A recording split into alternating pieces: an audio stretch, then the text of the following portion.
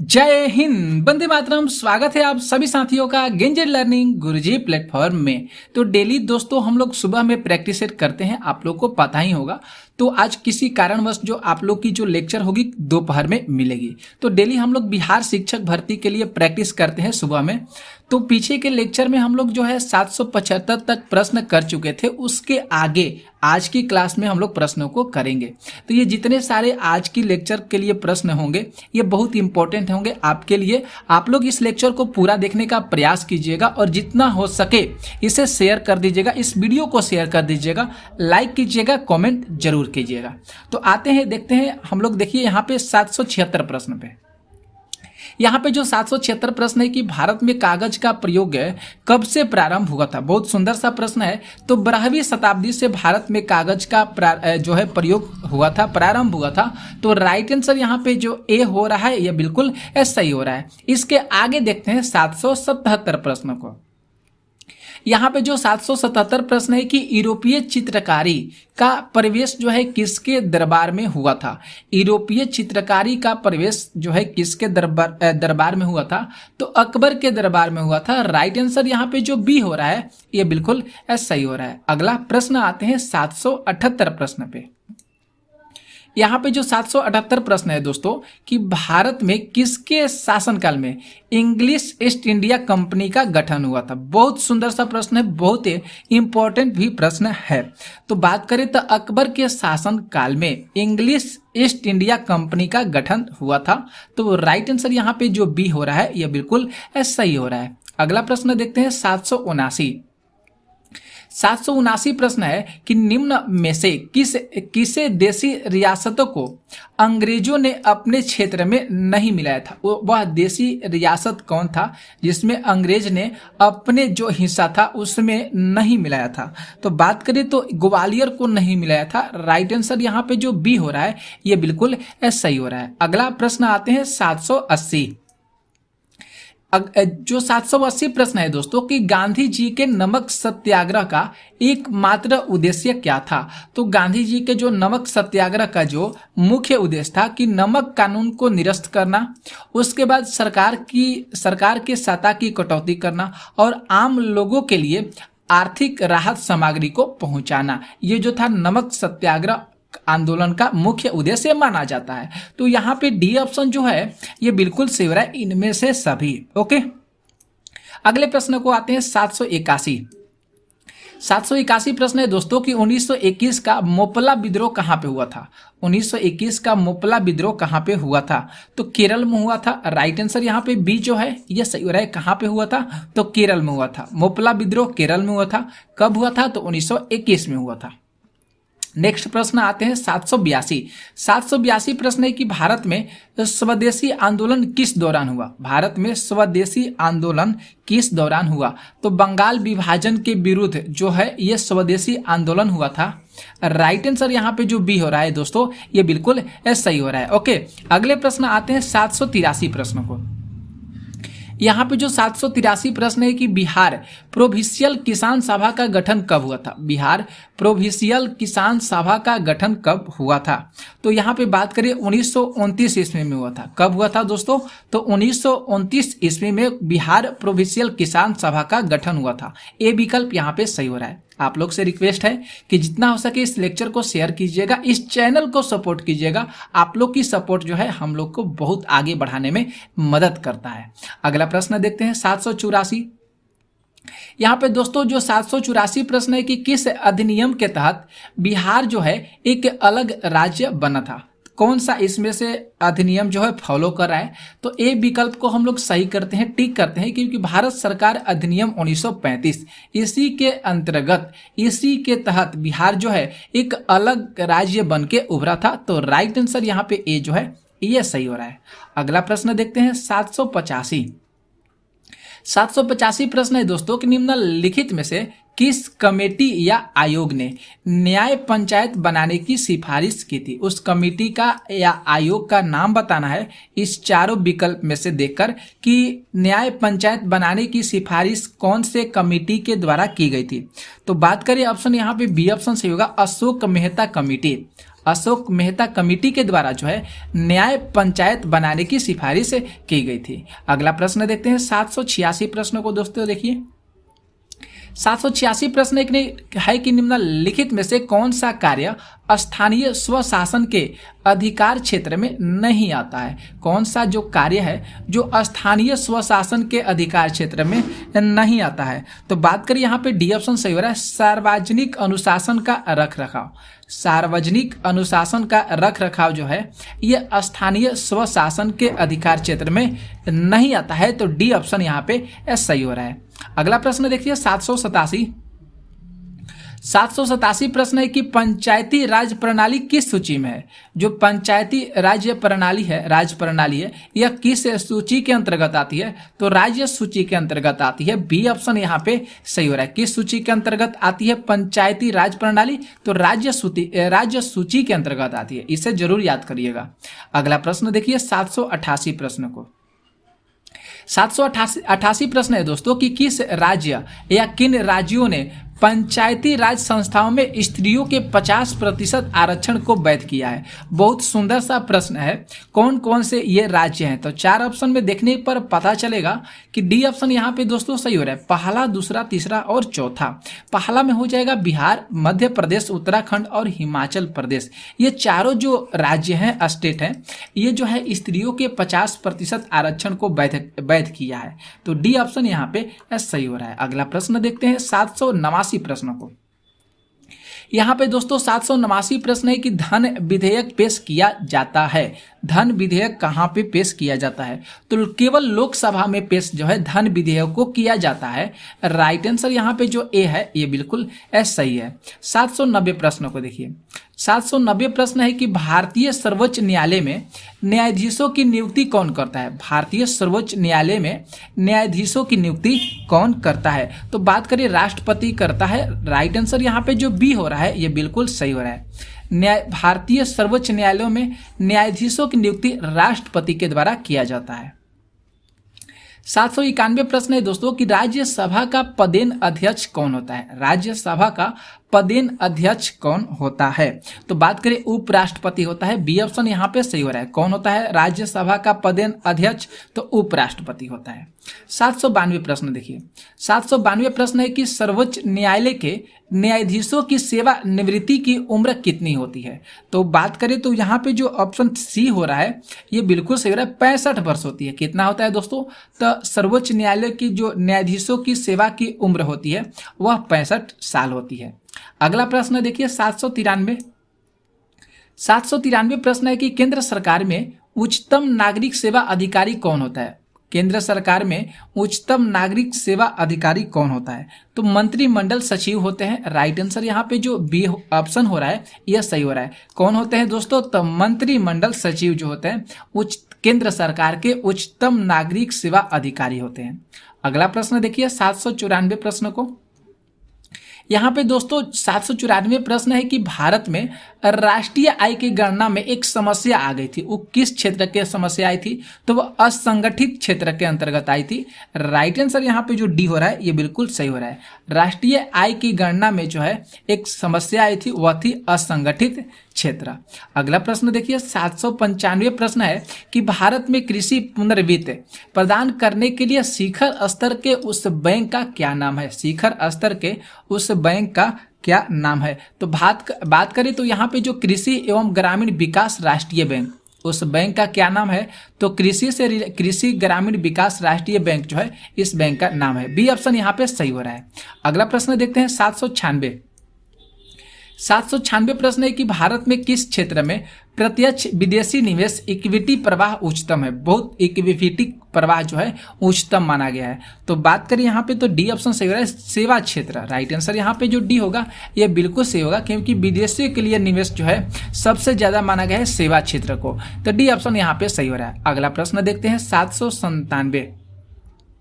797 प्रश्न है कि भारत में सीमांत कृषि भूमि जोत का आकार कितना हेक्टेयर से ज्यादा है। कितना हेक्टेयर है।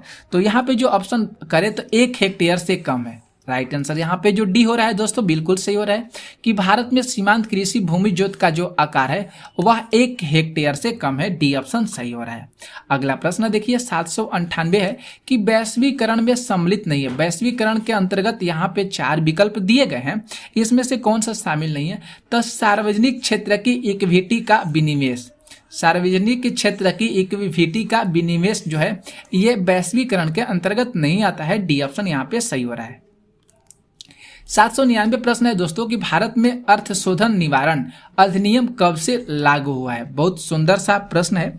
तो 2005 से लागू हुआ है। कब से लागू हुआ है दोस्तों? तो 2005 से जो है भारत में अर्थशोधन निवारण जो है अधिनियम लागू हुआ है।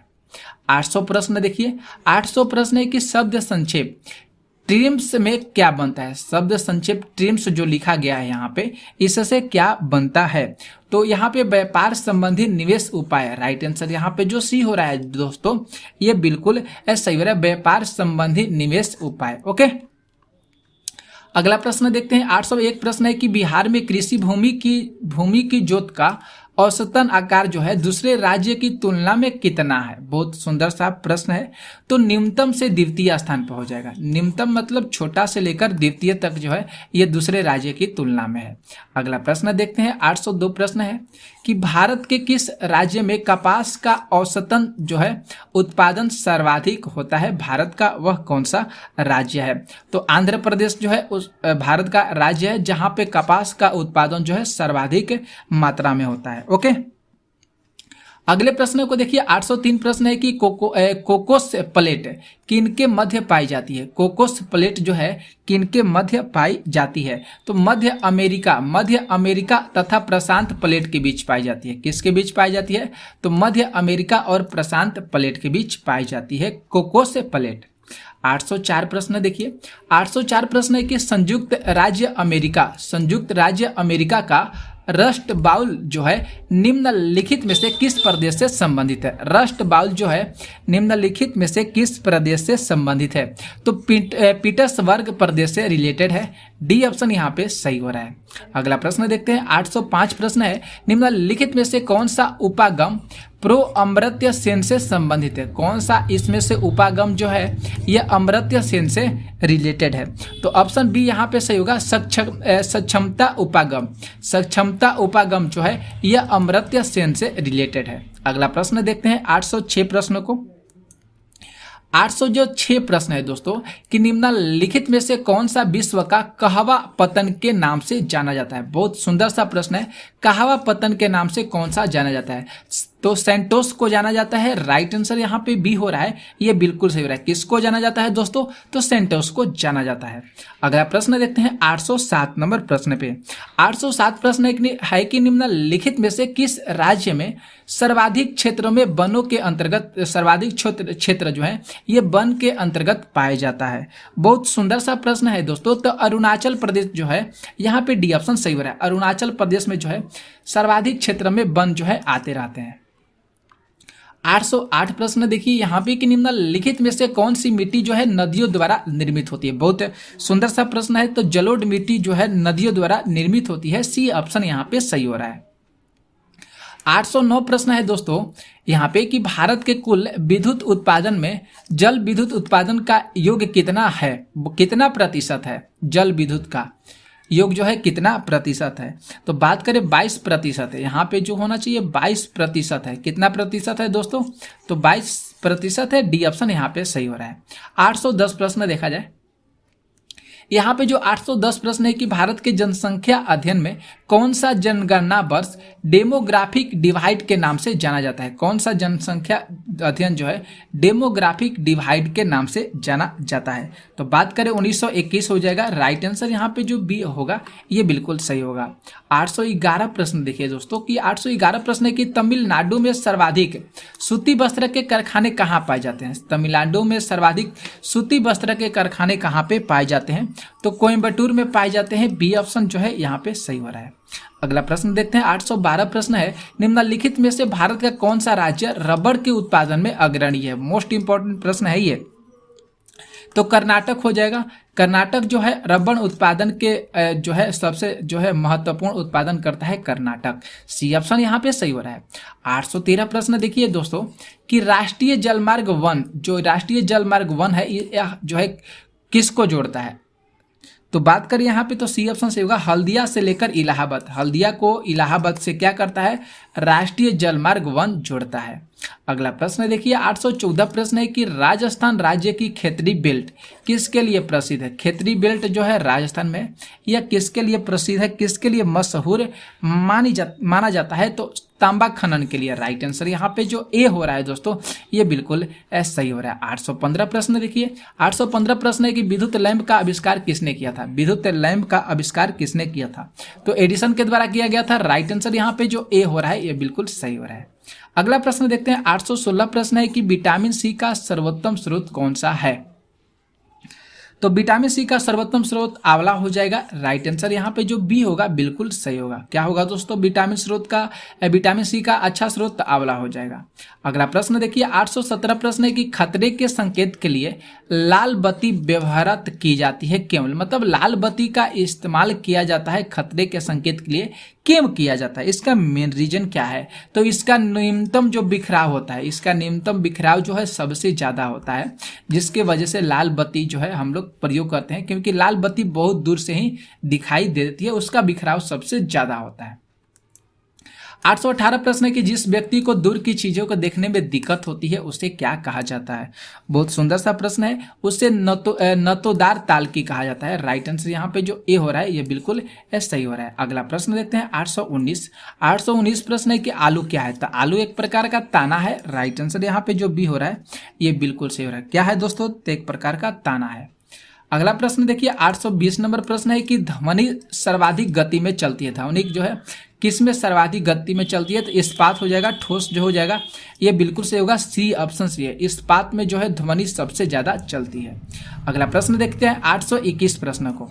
अब दोस्तों ये मैथ से रिलेटेड प्रश्न है। एक कार का भार 1500 किलोग्राम है। 10 सेकेंड में कार की गति 30 मीटर प्रति सेकेंड करने के बल क्या होगा? बहुत सुंदर सा प्रश्न है। तो देखिए यहाँ पे हम सॉल्यूशन करते हैं। m बराबर कितना दिया है? 1500 किलोग्राम, मतलब भार को हम लोग इसको m से सूचित करते हैं, मास हो गया। यहाँ पे जो t के समय का दिया है 10 सेकेंड दिया है, ओके। और जो कार की गति दिया है v बराबर 30 मीटर प्रति सेकेंड दिया है। यहाँ पे वेलोसिटी हो जाएगा प्रारंभिक वेग एगो यू मान लेते हैं 0 मीटर प्रति सेकेंड हो जाएगा। सारा चीज हम लोग यहाँ पे डिफाइन कर दिए। अब यहाँ पे बल का बात किया है तो F बराबर हम लोग फॉर्मूला पढ़े ma होता है। ma मतलब यहाँ पे बल बराबर क्या होगा? द्रव्यमान गुणे त्वरण।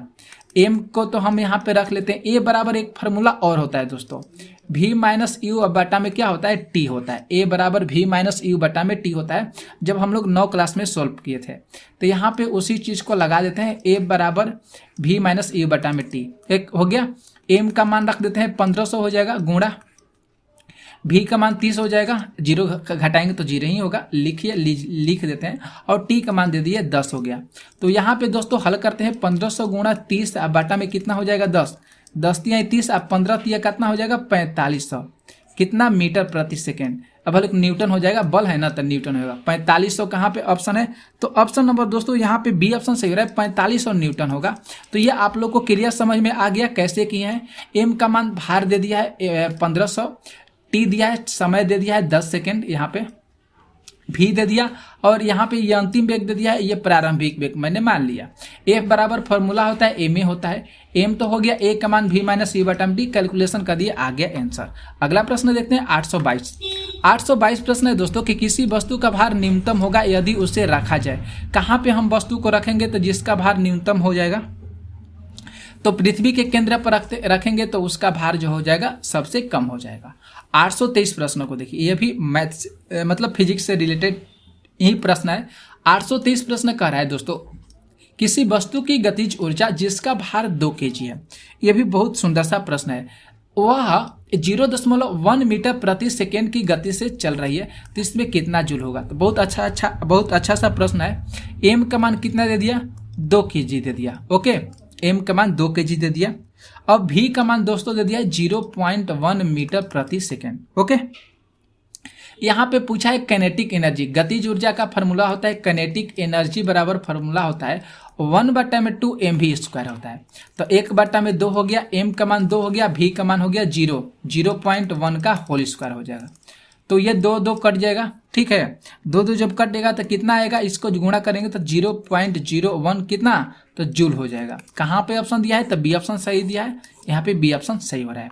अगला प्रश्न देखते हैं 824 प्रश्न है कि उबलते हुए तरल पदार्थ की सतह पर उसी वाष्प का दबाव कितना होता है। बहुत सुंदर सा प्रश्न है ये।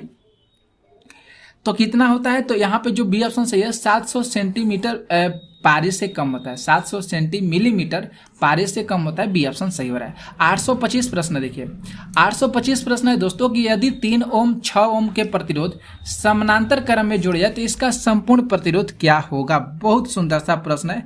तो इसका संपूर्ण प्रतिरोध क्या हो जाएगा, राइट आंसर यहाँ पे जो दोस्तों होगा 2 ओम हो जाएगा। सी ऑप्शन यहाँ पे बिल्कुल सही हो जाएगा, क्योंकि समानांतर क्रम की बात किया है। तो समानांतर क्रम की बात किया है तो यहाँ पे कौन सा ऑप्शन सही होगा, तो यहाँ पे तो 2 ऑप्शन सही होगा। कैसे होगा, तो देख लीजिए। यहाँ पे समानांतर क्रम का जो फॉर्मूला होता है 1/RP बराबर होता है 1/R1 प्लस में 1/R2 होता है। ओके, R1 का मान दे दिया है 3 और R2 का मान दे दिया 6। तब मान रख लेते हैं 1/3 प्लस 1/6, हल कर लेते हैं 6 हो जाएगा, 3 दूनी की 6 हो जाएगा। और ये तो 3/6 का मान 1/2 हो गया। तो आरपी बराबर करेंगे तो कितना आ जाएगा, 2 ओम हो जाएगा। ये ओम इस तरह होता है। तो ये आपको क्लियर हो गया।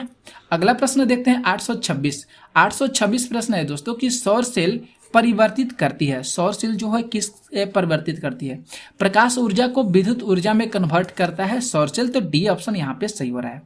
अब देखिए 827 प्रश्न है, किसी तत्व का भार 18 है, इसमें 7 इलेक्ट्रॉन है, तो प्रोटॉन और न्यूट्रॉनों की संख्या बताइए। तो डायरेक्ट हम आप लोग को यहाँ पे बता देते हैं कि यहाँ पे जो ऑप्शन जो होगा, ये जो होगा ऑप्शन सी ऑप्शन, ये बिल्कुल सही होगा। 7 11 कर लीजिएगा, ये सी ऑप्शन बिल्कुल सही हो रहा है, क्योंकि न्यूट्रॉन की संख्या निकालने के लिए द्रव्यमान की संख्या माइनस प्रोटॉन की संख्या, यहाँ पे अगर न्यूट्रॉन की संख्या अगर हम निकालेंगे तो यहाँ पे मास नंबर दे दिया है 18, इलेक्ट्रॉन की संख्या दे दिया है कितना 7, तो न्यूट्रॉन की संख्या डायरेक्ट हम निकालेंगे 18 माइनस 7 कितना हो जाएगा दोस्तों, तो 9 8 17 होता है ना। यहाँ पे 18 में से 7 घटाएंगे तो 11 हो जाएगा। तो देखिए यहाँ पे न्यूट्रॉन की संख्या इसी से पता चल गया, तो सी ऑप्शन हम लोग यहाँ पे सही कर देंगे। 828 प्रश्न है कि प्रकाश वर्ष किसकी इकाई है, तो प्रकाश वर्ष दूरी की इकाई है, डी ऑप्शन यहाँ पे सही हो रहा है। 829 प्रश्न देखिए, 829 प्रश्न है कि काला छिद्र जिसको ब्लैक होल कहते हैं, यह सिकुड़ने से बनता है। सुंदर सा प्रश्न है। भारी न्यूट्रॉन तारों के सिकुड़ने से जो है ये काला छिद्र बनता है, ब्लैक होल बनता है, बी ऑप्शन सही है। 830 प्रश्न देखिए, 830 प्रश्न है कि हरा घर जिसको ग्रीन हाउस कहते हैं, इसका प्रभाव होता है, इसका प्रभाव कार्बन डाइऑक्साइड की परत में वायुमंडल के होने से होता है। राइट आंसर यहाँ पे जो ए हो रहा है ये बिल्कुल सही हो रहा है। 831 प्रश्न है कि अंतरिक्ष में पहले मानव निर्मित सैटेलाइट का क्या नाम है। अंतरिक्ष में पहले भेजा गया था मानव निर्मित सैटेलाइट, उसका क्या नाम है, तो उसका स्पुतनिक 1 है, ए ऑप्शन जो है सही हुआ है। मानव निर्मित सैटेलाइट जरूर याद कीजिएगा, स्पुतनिक 1। अगला प्रश्न देखते हैं 832 प्रश्न है कि जी जो है यहाँ पे किसकी इकाई होता है, तो जी जो होता है मीटर प्रति सेकेंड के पावर -2 का इकाई होता है, ए ऑप्शन यहाँ पे सही हो रहा है। ओके, यहाँ पे ए ऑप्शन क्या होगा, सही होगा। अगला प्रश्न देखते हैं 833 प्रश्न देखिए दोस्तों, 800 जो यहाँ पे 33 प्रश्न है कि नेत्र से दूर की वस्तु साफ न देखे को उसको हम किस लेंस के द्वारा या किस दर्पण के द्वारा सुधार सकते हैं, ऑप्शन में दिया है। तो बात करें अवतल लेंस के द्वारा जो है हम उसमें सुधार कर सकते हैं, बी ऑप्शन यहाँ पे सही हो रहा है। ओके, क्लियर हो गया। अगला प्रश्न देखिए 834 प्रश्न, 834 प्रश्न है कि जीव कोशिकाओं में अनुवांशिक लक्षणों के नियंत्रण में कौन सा जो यहाँ पे है उत्तरदायी होगा, तो उत्तरदायी जो होगा डीएनए होगा। राइट आंसर यहाँ पे जो डी हो रहा है ये बिल्कुल सही हो रहा है।